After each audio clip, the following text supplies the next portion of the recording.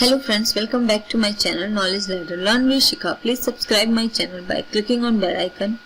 और ये है करंट अफेयर्स और ये है 27 अक्टूबर 2020 के मोस्ट इम्पॉर्टेंट करंट अफेयर के क्वेश्चन जिनको लेके मैं आ गई हूँ। तो शुरू करते हैं। सबसे पहले जानते हैं कल के बोनस प्रश्न का आंसर। प्रश्न है, हाल ही में संयुक्त राष्ट्र दिवस कब मनाया गया है? आंसर है 24 अक्टूबर। अब शुरू करते हैं आज के प्रश्न। तो फर्स्ट क्वेश्चन है, यूरोपीय संघ ने किस वर्ष तक शून्य कार्बन उत्सर्जन का लक्ष्य रखा है? आंसर है 2050 तक। जानते इसके बारे में प्रमुख बिंदु। लम्सबर्ग में यूरोपीय संघ EU के पर्यावरण मंत्रियों द्वारा आयोजित एक बैठक में 2050 तक यूरोपीय संघ द्वारा शून्य कार्बन उत्सर्जक बनने के लिए एक कानून बनाया गया है। यह सौदा यूरोपीय संघ के सभी सदस्यों पर कानूनी रूप से बाध्यकारी है। यह जलवायु कानून विभिन्न औद्योगिक क्षेत्रों में ग्रीन हाउस उत्सर्जन को कम करने के लिए यूरोप की योजनाओं के लिए एक आधार तैयार करेगा और ये है कार्बन। नेक्स्ट क्वेश्चन है, पीएम स्वनिधि योजना के तहत ऋण देने में पहला स्थान किस राज्य ने हासिल किया है? आंसर है उत्तर प्रदेश। जानते इसके बारे में प्रमुख बिंदु।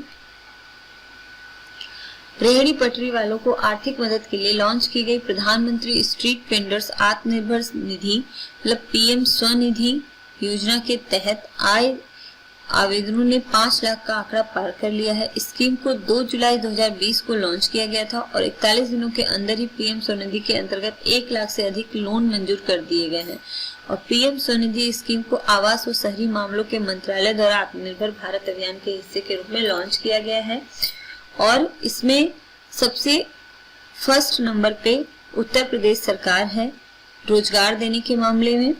और उत्तर प्रदेश के मुख्यमंत्री हैं योगी आदित्यनाथ और राज्यपाल हैं आनंदीबेन पटेल। और ये है प्रधानमंत्री स्वनिधि योजना 2020। ठेले या रेहड़ी पटरी लगाने वाले छोटे दुकानदारों को 10,000 रुपए लोन बिना गारंटी के। नेक्स्ट क्वेश्चन है, हाल ही में किस देश ने विवादास्पद 20वें संवैधानिक संशोधन को पारित किया है? आंसर है श्रीलंका ने। जानते इसके बारे में प्रमुख बिंदु। श्रीलंका की संसद ने हाल ही में अपने संविधान में 20वां संशोधन पारित किया है। 2 दिन के लंबे विचार विमर्श के बाद इसे 2/3 बहुमत से पारित किया गया। यह संशोधन कार्यकारी राष्ट्रपति के लिए अधिक से अधिक प्रतिरक्षा और राष्ट्रपति को अत्यधिक अधिकार प्रदान करता है। विपक्ष के 8 सांसदों ने कानून के पक्ष में मतदान किया जिसका उनकी पार्टी ने विरोध किया और इसे श्रीलंका के सर्वोच्च न्यायालय में चुनौती दी है।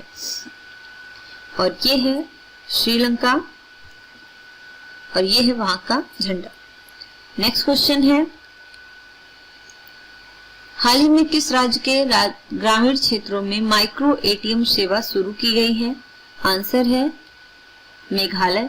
जानते इसके बारे में प्रमुख बिंदु।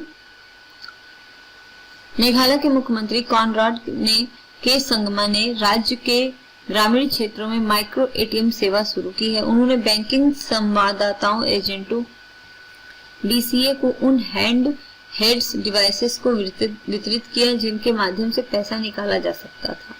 माइक्रो एटीएम ग्रामीण क्षेत्र में लोगों की चौखट तक बैंकिंग सेवाएं ले आएगा और ये है माइक्रो एटीएम। नेक्स्ट क्वेश्चन है, हाल ही में ली कुन ही का निधन हो गया। वे किस कंपनी के अध्यक्ष थे? आंसर है सैमसंग के। जानते इसके बारे में प्रमुख बिंदु।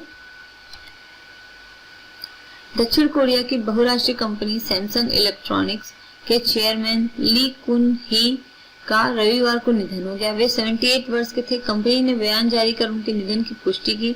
सैमसंग की ओर से जारी बयान में कहा गया कि ली का निधन रविवार को हुआ है और ये हैं सैमसंग के चेयर अध्यक्ष ली कुन ही। नेक्स्ट क्वेश्चन है, हाल ही में किस देश की सरकार ने no mask no service mask नहीं सुविधा नहीं नीति को लागू कर दिया है? आंसर है बांग्लादेश। जानते इसके बारे में प्रमुख बिंदु। बांग्लादेश सरकार ने no mask no service, mask नहीं सुविधा नहीं नीति को लागू कर दिया है। प्रधानमंत्री शेख हसीना की अध्यक्षता में कैबिनेट की बैठक ने फैसला लिया कि किसी को भी मास्क के बिना कार्यालयों में प्रवेश करने की अनुमति नहीं दी जाएगी। यह निर्णय लिया गया है कि सभी कार्यालयों को देश में कोरोना वायरस के प्रसार को नियंत्रित करने के लिए नो मास्क नो सर्विस कहते हुए नोटिस बोर्ड लगाने होंगे। इसके तहत सरकार ने फैसला किया है कि मास्क नहीं पहनने वाले लोगों को सरकार की तरफ से कोई सेवा नहीं दी जाएगी और न ही बिना मास्क के कार्यालयों में प्रवेश करने की अनुमति दी जाएगी। ये है बांग्लादेश, यहाँ पे ये है मेघालय, ये त्रिपुरा, मणिपुर, वेस्ट बंगाल यहाँ पे है और ये है बांग्लादेश। नेक्स्ट क्वेश्चन है, केंद्रीय अन्वेषण ब्यूरो सीबीआई की शक्तियों पर लगाम लगाने वाला तीसरा राज्य कौन सा? आंसर है महाराष्ट्र। जानते इसके बारे में प्रमुख बिंदु? राज्य में केंद्रीय अन्वेषण ब्यूरो सीबीआई की शक्तियों पर अंकुश लगाने वाला महाराष्ट्र देश का तीसरा राज्य बन गया है। राज्य ने सीबीआई एजेंसी के साथ अपने सामान्य सहमति समझौते को वापस ले लिया, इसलिए भविष्य में सीबीआई को महाराष्ट्र सरकार से हर उस केस की अनुमति लेनी होगी जिसकी उसे जांच करनी है। इसी तरह का कदम पहले राजस्थान और पश्चिम बंगाल द्वारा लिया गया था और ये है महाराष्ट्र। नेक्स्ट क्वेश्चन है, भारत में प्रत्येक वर्ष सतर्कता जागरूकता सप्ताह कब मनाया जाता है?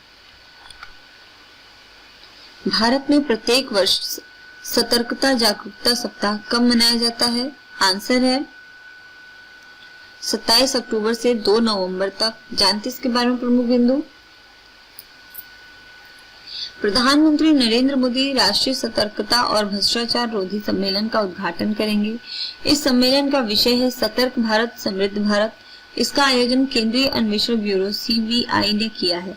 यह आयोजन सतर्कता जागरूकता सप्ताह के अवसर पर हो रहा है। देश में 27 अक्टूबर से 2 नवंबर तक प्रत्येक वर्ष सतर्कता जागरूकता सप्ताह मनाया जाता है। सतर्कता जागरूकता सप्ताह प्रत्येक वर्ष उस सप्ताह के दौरान मनाया जाता है जिसमें सरदार वल्लभ भाई पटेल का जन्मदिन आता है और इनका जन्मदिन आता है 31 अक्टूबर को। और ये है सतर्कता जागरूकता सप्ताह जो कि 27 अक्टूबर से 2 नवंबर तक चलने वाला है। नेक्स्ट क्वेश्चन है, your window to the world. जानते इसके बारे में प्रमुख बिंदु? World audio video heritage day 27 अक्टूबर 2020 को दोस्तों, विरासत सिर्फ पुरानी इमारत ही नहीं होती, इसे पुरानी ऑडियो या वीडियो भी के लिए भी हमारे अनमोल होते हैं। इनमें हमारे अतीत सुरक्षित हैं। संयुक्त राष्ट्र का संगठन यूनेस्को हर साल 27 अक्टूबर को world day for audio visual heritage day के रूप में मनाता है।